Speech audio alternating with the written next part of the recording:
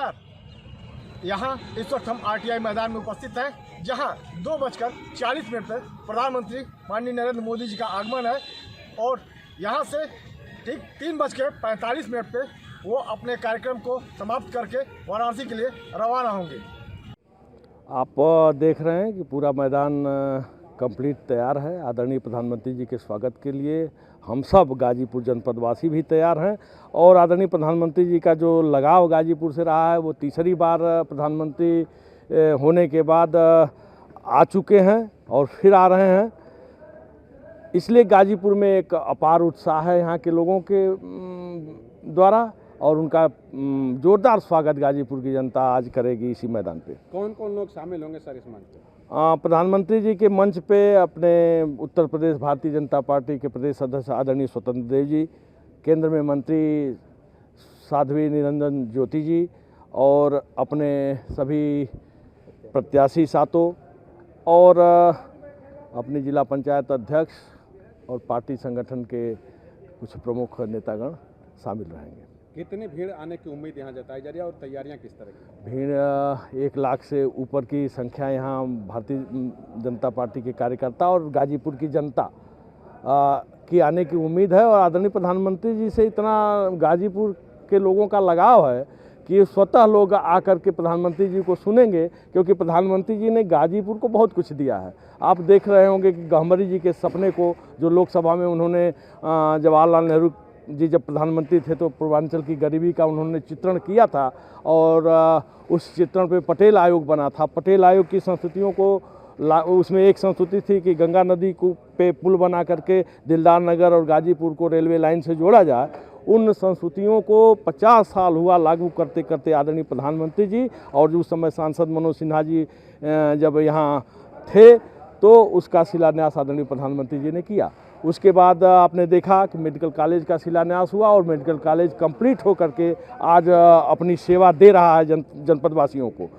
ऐसे ही सुहेलदेव पे डाक टिकट जारी करने का काम भी आदरणीय प्रधानमंत्री जी ने किया है। अनेक ऐसी परियोजनाओं का शिलान्यास का कार्य आदरणीय प्रधानमंत्री जी ने गाजीपुर के लिए किया है। इसलिए गाजीपुर की जनता वो श्रेय प्रधानमंत्री जी के प्रति है, वो आज दिखेगा। धन्यवाद।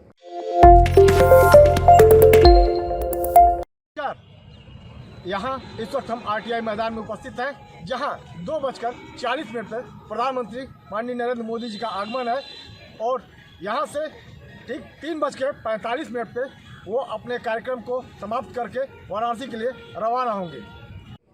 आप देख रहे हैं कि पूरा मैदान कंप्लीट तैयार है। आदरणीय प्रधानमंत्री जी के स्वागत के लिए हम सब गाजीपुर जनपदवासी भी तैयार हैं और आदरणीय प्रधानमंत्री जी का जो लगाव गाजीपुर से रहा है वो तीसरी बार प्रधानमंत्री होने के बाद आ चुके हैं और फिर आ रहे हैं। इसलिए गाजीपुर में एक अपार उत्साह है यहाँ के लोगों के द्वारा और उनका जोरदार स्वागत गाजीपुर की जनता आज करेगी इसी मैदान पे। कौन कौन लोग शामिल होंगे सर इस मंच पे?